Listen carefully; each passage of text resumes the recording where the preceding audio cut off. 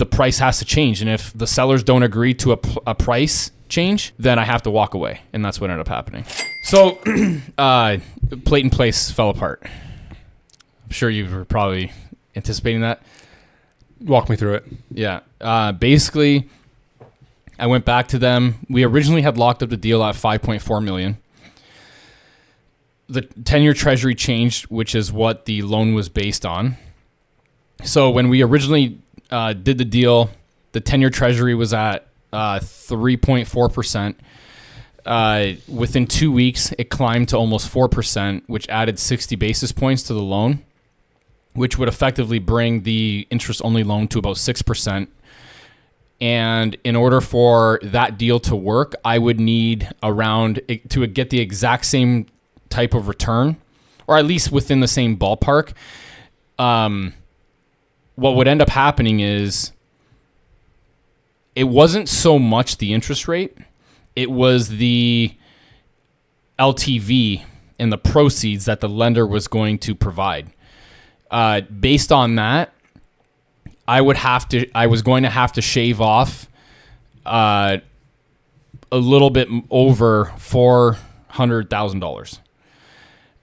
Which I didn't think was going to be an issue. And when I was speaking with the selling agent, he actually didn't think it was going to be that much of an issue either. That these guys are astute, real estate investors. They understand that things like this change. They were willing to, for all intents and purposes, accept a retrade.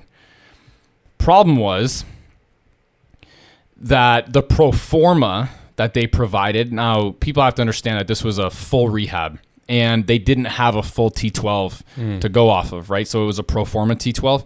And they had gotten occupancy, and their occupancy clearance or permit, whatever, in November, right? Now they were kind of under the table leasing units, which they weren't necessarily allowed to, but they did it anyways prior to November.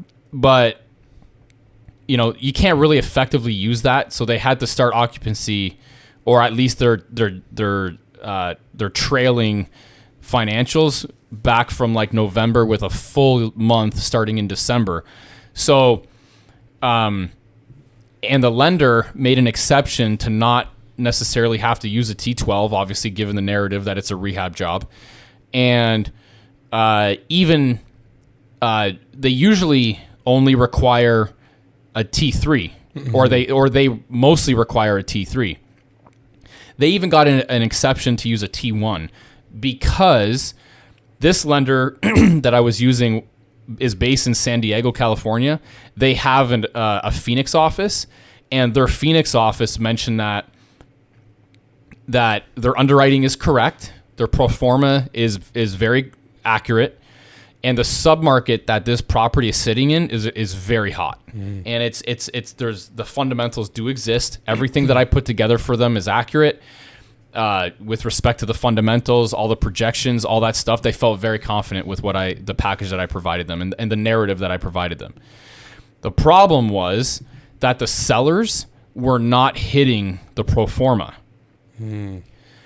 For example, a couple things that ended up becoming an issue was concessions. So what they were doing is they were giving a free month up front under a 13-month lease.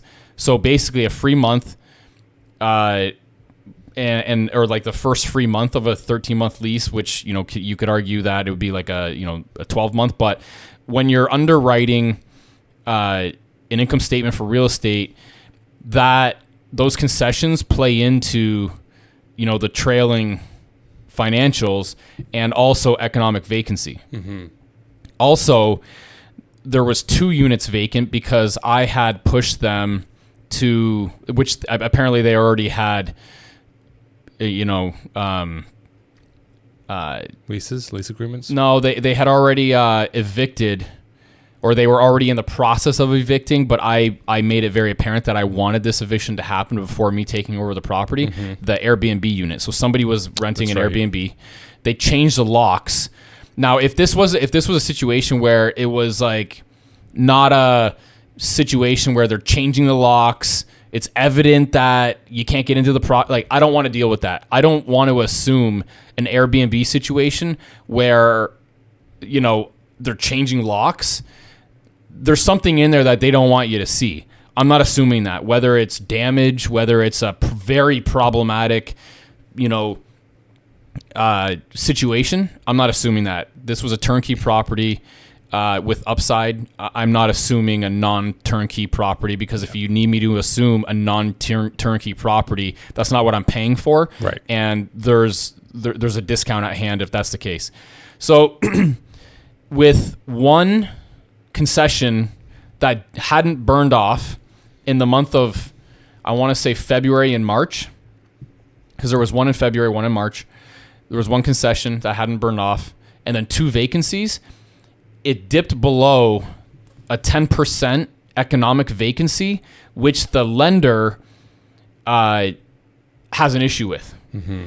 These lenders, after 90 days of a project being completed, they want to see stabilization with at most 10% economic vacancy is what they wanted to see in order for me to get proceeds up and around to be aligning with a 65-35 LTV, which is what I wanted.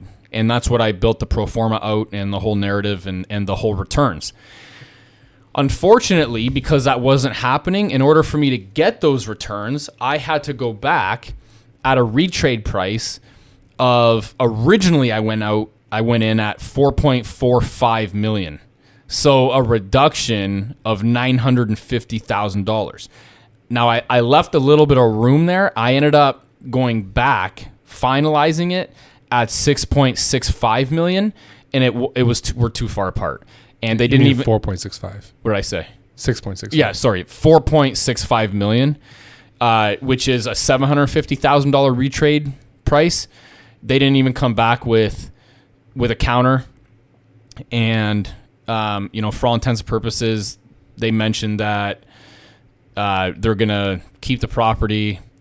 Cash flow strong for them, and they're gonna try to finance it at a later date, mm-hmm. or whatever. Get out of the current loan that they have, that they've been working in the background on refinancing anyways. If this actually fell through, which is the responsible thing to do anyways. And that's essentially where we are. And it's bittersweet, but at the end of the day, I can't put out a return and then renege on those returns for potential investors. I don't feel comfortable with that. I have certain parameters that I want to hit. Mm-hmm. And if the deal changes based off of, fluctuating interest rates, as well as a differing pro forma that we were initially presented with, and that pro forma changes once it's time to solidify the deal, the price has to change. And if the sellers don't agree to a price change, then I have to walk away. And that's what ended up happening. So with that said, we still have other opportunities.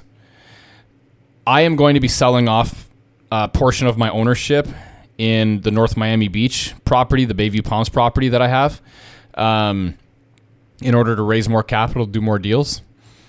So that's going to be happening. Obviously, we have 1 year of historic financials to back up our claims on the property and for the investment itself.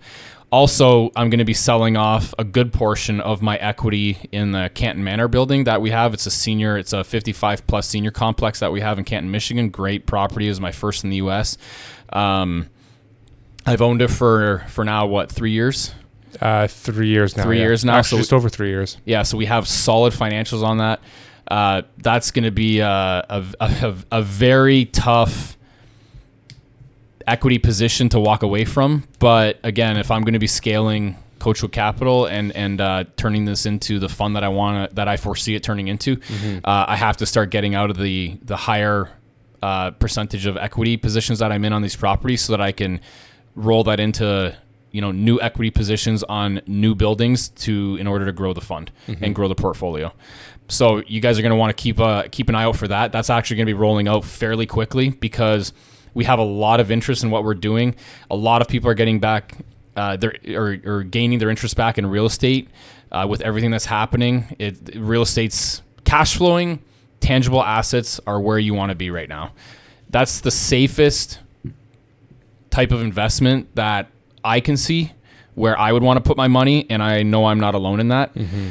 There's a lot of volatility in the market, and I know a lot of people might be thinking that, oh, well, there's a lot hinging on mortgage rates and the real estate market based off all this, the banking crisis and things like that. But fact of the matter is, it's no matter which way you want to cut it, it's the lesser of all evils right now, in my opinion.